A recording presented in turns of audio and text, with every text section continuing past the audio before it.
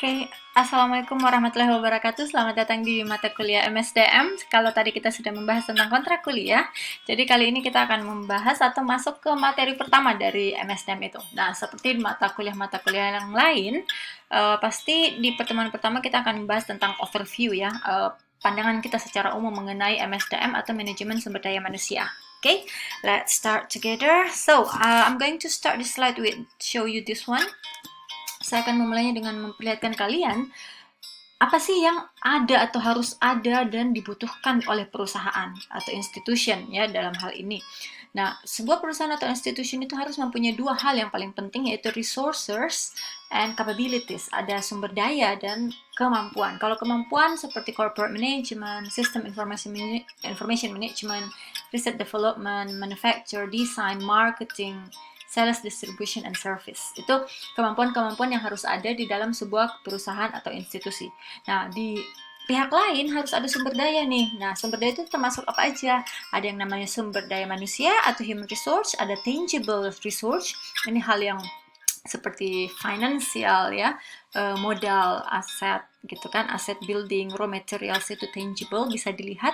Ada intangible seperti technology and reputation. So, where is MSDM here? Di mana letak MSDM di sini? Ada yang paling atas di sini di sumber daya, yaitu sumber daya manusia. Nah, itu memperlihatkan bahwa sebenarnya SDM itu sangat penting bagi perusahaan. Tentu saja ya. Tentu saja SDM sangat penting bagi perusahaan, tapi yang ingin diperlihatkan di sini adalah bahwa SDM itu berada di top atau pilihan atau tempat paling atas dari sumber daya yang dibutuhkan oleh perusahaan. Nah, let's see together. Kita akan melihat di sini World Top Companies for HR di tahun 2019. Jadi, ini adalah beberapa perusahaan-perusahaan yang sumber daya manusianya itu pengelolaan sumber daya manusianya itu terbaik di dunia.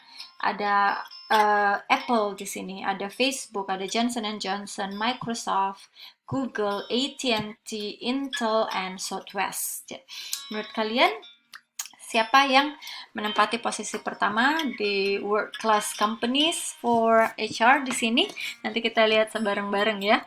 Dan ini harusnya dicari masing-masing, tapi karena ini video discussion, biasanya kalau offline kita bisa saling diskusi satu sama lain, tapi karena ini video, saya langsung jawab aja. Dari semua perusahaan ini, yang terbaik adalah Southwest ya, atau sebuah perusahaan penerbangan di US. Oke. Nah, tidak berarti bahwa perusahaan-perusahaan lainnya juga tidak baik, tapi memang terlalu banyak perusahaan yang ada di dunia ini, dan memang setiap tahun ada perankingan atau urutan khusus untuk manajemen sumber daya manusia yang terbaik. Nah, di tahun 2017 saya ingat sekali itu yang menempati posisi pertama adalah Google. Gitu ya.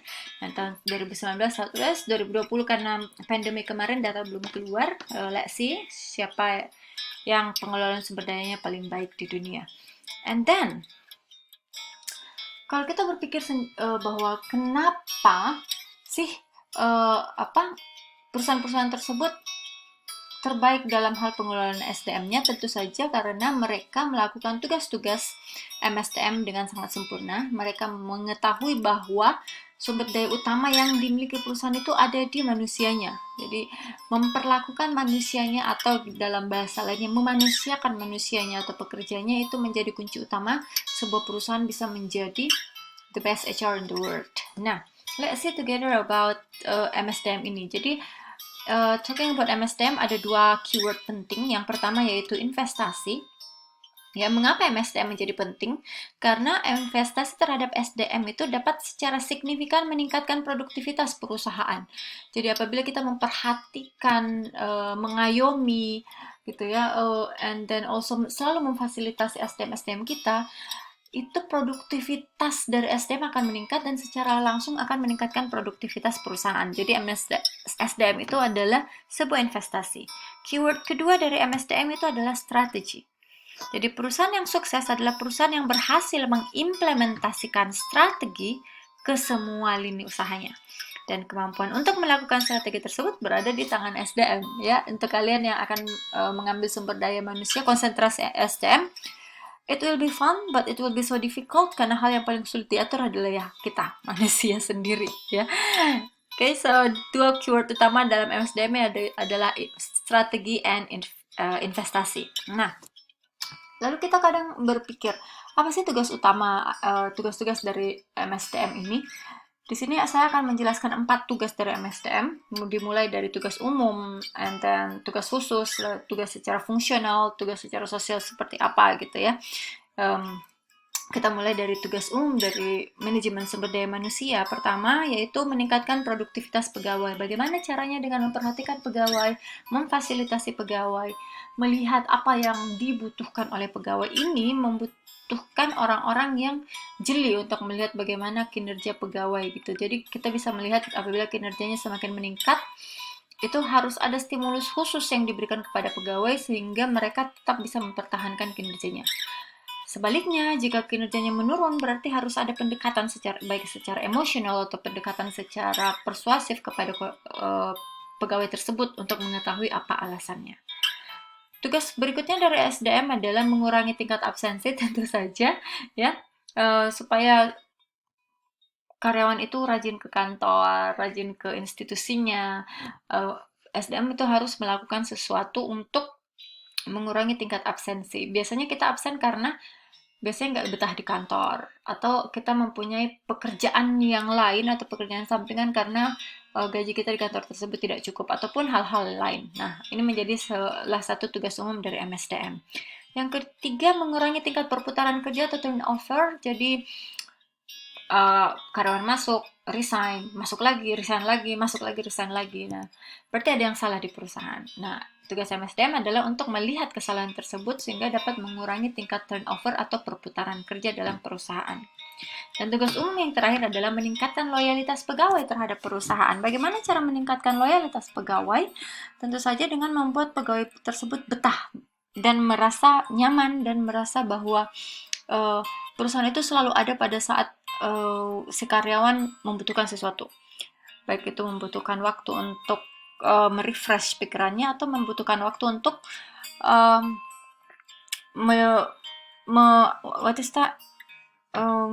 pengembangan diri, untuk pengembangan diri pribadi karyawan tersebut.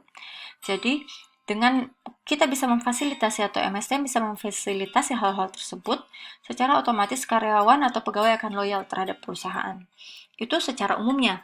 Nah, secara khususnya, MSDM itu membantu manajemen fungsional and then also manager lini. It means like atasan langsung kalian, kalau kalian baru bekerja dalam perusahaan, dalam mengelola seluruh tenaga kerja atau karyawan selaku sumber daya manusia dengan cara yang lebih efektif.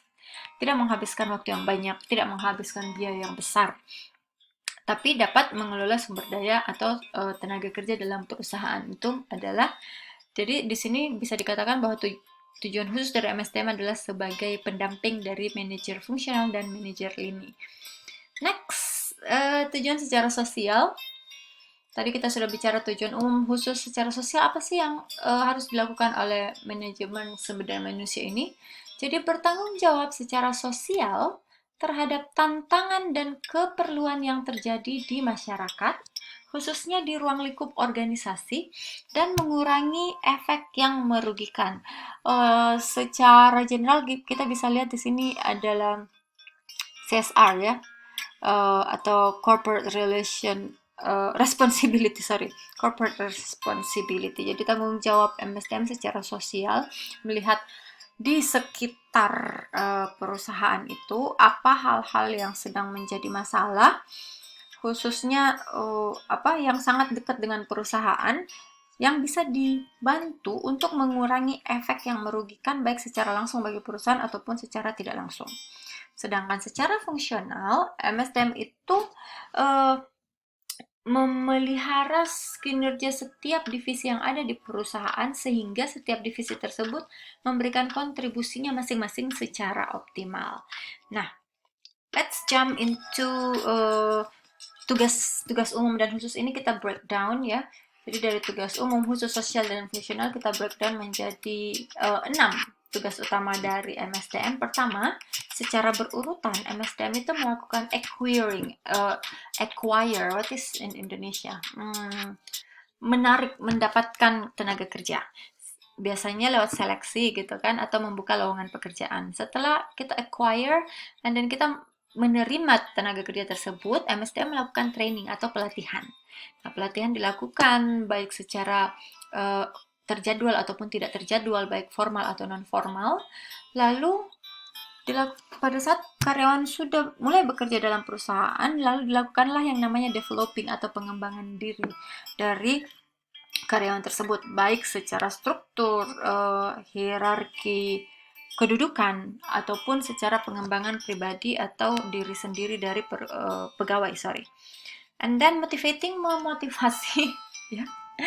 Ini agak sulit sebenarnya dilakukan jika itu bukan manajer langsung kita, karena memang membutuhkan kemampuan khusus kita untuk dapat mengetahui mana sih pegawai yang sedang kinerjanya sedang turun, itu sedang tidak bersemangat, padahal kita tidak berhubungan langsung dengan mereka. Jadi it is so difficult, but itu adalah salah satu tugas dari MSDM yang harus dikerjakan.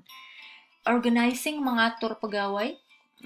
Kalau ada satu divisi terlalu besar jumlah pegawainya, ada satu divisi yang kekurangan, berarti ada rolling. Ada satu divisi yang membutuhkan tenaga kerja baru, it means acquiring new karyawan baru, seperti itu. And then yang paling penting di antara semuanya adalah mempertahankan karyawan, atau tadi mengurangi tingkat turnover. Mempertahankan karyawan, bahasa yang sering kali kita gunakan dalam dunia SDM itu adalah retention. Jadi employee retention. Jadi mempertahankan apa yang kita harus lakukan untuk mempertahankan karyawan tetap berada di perusahaan. Nah, selain 6 tugas ini, itu termasuk penyeleksian, pengangkatan pegawai, perencanaan, tugas dan organisasi, pengembangan karir, bukan hanya pengembangan diri seperti tadi yang saya bilang ya. Jadi pengembangannya dia di perusahaan dan juga pengembangan diri sendiri. Pengembangan organisasi juga under tugas dari MSDM, pelatihan, riset dan informasi, hubungan antar karyawan, bayangkan bahkan hubungan antar karyawan itu menjadi tugas MSDM, dukungan, pendampingan, kompensasi, administrasi upah. So, if you want to be the manager sumber daya manusia, jika kalian mau menjadi manajer sumber daya manusia, lihat tugasnya banyak banget, tantangannya besar, tapi I believe you can do it by time gitu ya. Jadi ada beberapa orang yang sangat mencintai dunia ini sehingga memang setiap tantangan itu akan di overcome dengan baik. And then aktivitas MSDM ada 8 aktivitasnya, 7 ya. Dari perencanaan ini, jadi ini juga breakdown dari tugas-tugas tadi. Jadi dari tugas-tugas ini, setiap harinya itu harus melakukan apa sih MSDM itu? Pertama dari yang perencanaan dan analisis SDM. Lalu peluang pekerjaan yang sama. Lalu pengembangan SDM, pengangkatan pegawai, kompensasi. Ada K3 bahkan, kesehatan, keselamatan, keamanan, dan hubungan dengan buruh dan manajemen. Ini semuanya sudah saya sebutkan di tugas ya.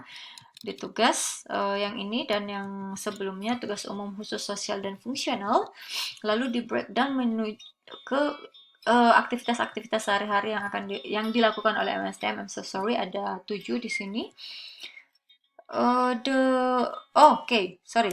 Di mana letak MSDM? Kita lihat itu adalah salah satu di bawah director langsung ya. Jadi ini adalah MSDM, memperlihatkan bagaimana pentingnya MSDM tersebut, lalu membawahi director dan membawahi supervisor dan yang di akhir.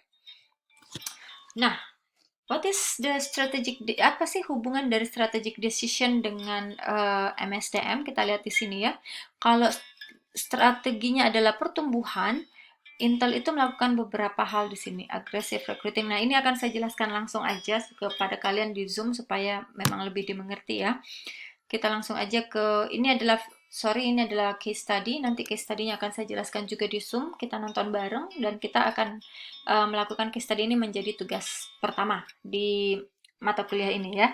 Jadi sabar aja, ini kalau di MSDM agak banyak tugas. Mudah-mudahan kalian semua tetap menyenangi dan tetap mengikuti tugas-tugas tersebut. Saya akhiri dengan materi hari ini. Kita akan lanjut di Zoom dan lanjut ke materi berikutnya di pertemuan kedua nantinya ya. Terima kasih semuanya. Saya akhiri. Assalamualaikum warahmatullahi wabarakatuh.